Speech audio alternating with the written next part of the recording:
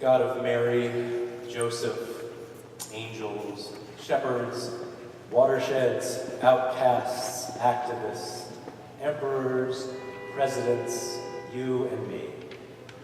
As we ponder the mystery of incarnation, may we know here on earth, peace.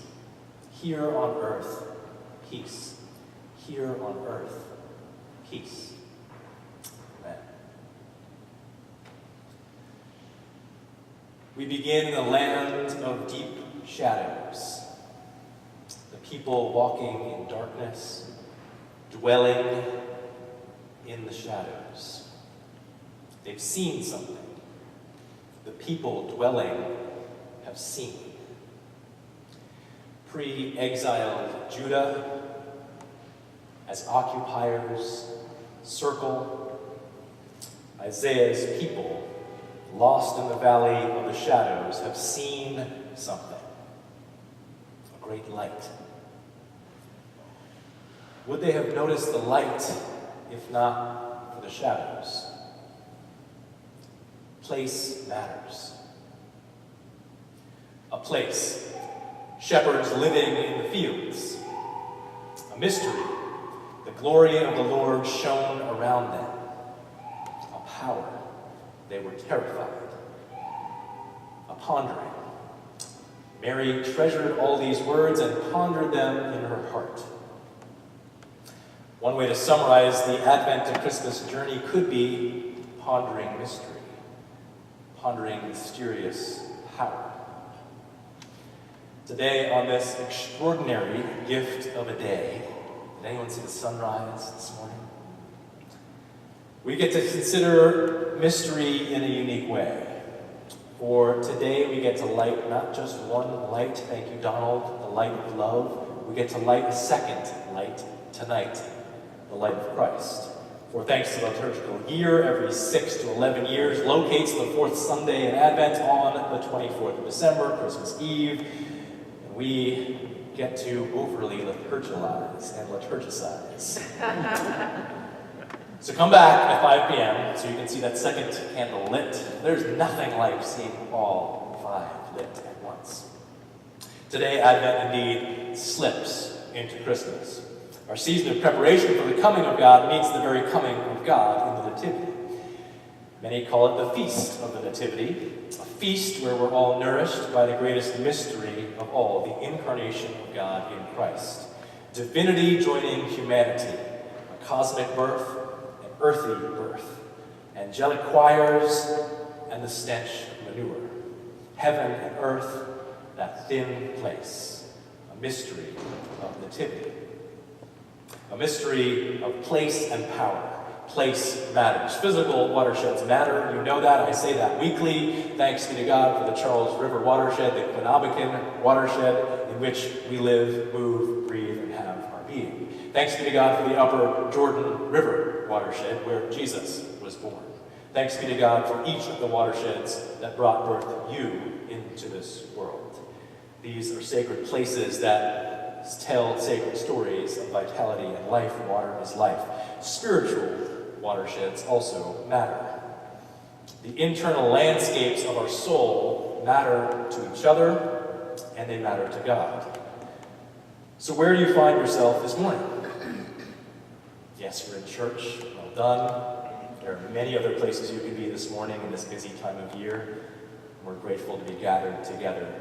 Perhaps we're seeking something. Perhaps we're seeking something deeper than what we see advertised out there in the world. Perhaps we're coming here with prayer, with a hope for a familiar song, with a hope for a familiar face, the view of poinsettias and candles lit.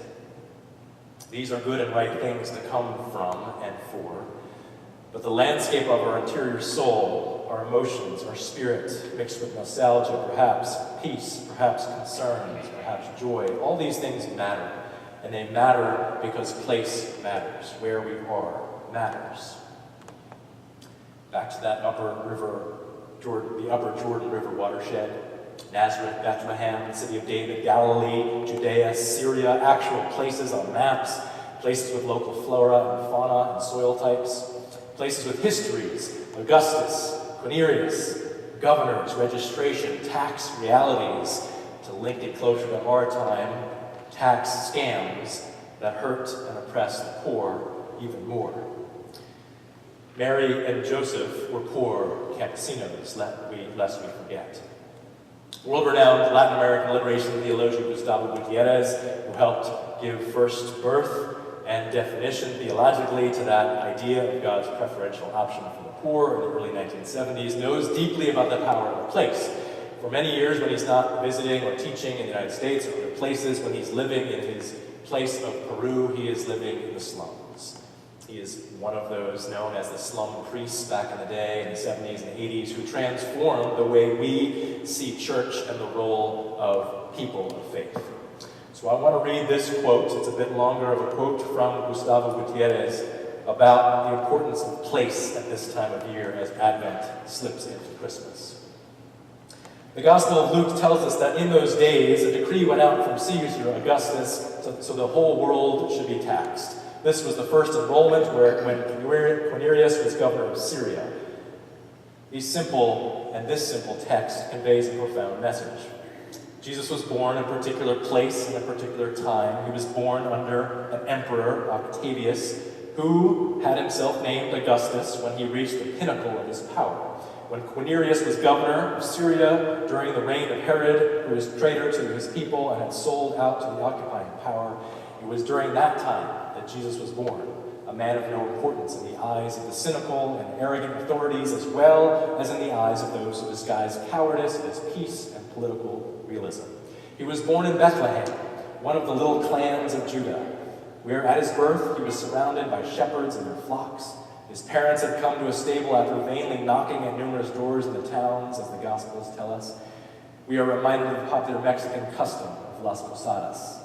There on the fringe of society, the word became history, contingency, solidarity, and weakness. But we can say, too, that by this becoming history itself, our history became word. It's often said at Christmas that Jesus is born into every family and every heart, but these births must not make us forget the primordial, massive fact that Jesus was born of Mary among a people that at that time were dominated by the greatest empire of the age. If we forget that fact, the birth of Jesus becomes an abstraction, a symbol, a cipher. Apart from its historical coordinates, the event loses its meaning. To the eyes of Christians, the incarnation is the interruption of God into history, and incarnation into the littleness and service in the midst of overbearing power exercised by the mighty of the world, an interruption that smells of the staple. Gutierrez and other liberation theologians remind us of the power of place. We can smell certain places in our world. Former Archbishop Oscar Romero adds these lines about Advent, 2 Advents before he was assassinated. God comes and God's ways are near to us. God saves in history. Each person's life, each one's history is the meeting place God comes to. How satisfying to know one need not go to the desert to meet God. Need not go to some particular spot in the world. God is in your own heart. So friends, as we think about the political realities in which we land ourselves, it can sometimes feel like an Isaiah 9 shadowy gloom. The Emperor Augustuses of our time seem to be at the pinnacle of their power, and it's sometimes hard to know how to act as people of faith, how to be joyful in the face of our highest holy days. So perhaps we come today to worship with a hunger for a different type of power in our lives, one that's filled with a wild imagination. For it seems in today's world, one of the biggest problems with our leadership, those in power, is a lack of sacred imagination. A lack of honoring others, a lack of love, that theme of today's service. So we need more imagination, one that speaks of angelic choirs, of magi, of unexpected pregnancies, and cosmic earthy births. Christmas has come at the right time. I remember a dear cousin of mine, Lauren, when we were in junior high, being captivated by a book called A Wrinkle in Time, Madeleine L'Engle's great fantasy book. And I remember thinking, my cousin Lauren, she's the one who has at least one tattoo. She's way too cool to be reading a book, first of all. Second of all, a book about fantasy. And perhaps well, I didn't know at the time, some theology. So I was captivated by this book as well. Later did I learn that Madeleine L'Engle was deeply inspired by George MacDonald, one of the founders of the present-day Iona community in Scotland, that place that knows well the thin places of our world. So I also want to read a reflection by Madeleine L'Engle, who speaks in this term about something called a sky full of children. I walk out onto my deck of my cottage, looking up at the great river of the Milky Way flowing across the sky. A sliver of a moon hangs in the southwest, and the evening sky has just begun. Children of God, made in God's image. How? Genesis gives no explanations, and we do not know instinctively that it is not a physical. We do know instinctively that it is not a physical image. God's explanation is to send Jesus, the incarnate one, God in flesh. Don't try to explain the incarnation to me. It's further from my explanation than the furthest star of the furthest galaxy. It is love. God's limitless love, enfleshing that love into the form of a human being, Jesus the Christ, fully human, fully divine. Was there a moment known only to God when all the stars held their breath, when the galaxies paused in their dance for a fraction of a second? The Word, who had called it into being, went with all his love into the womb of a young girl, and the universe started to breathe again, and the ancient harmonies resumed their song, and the angels clapped their hands for joy.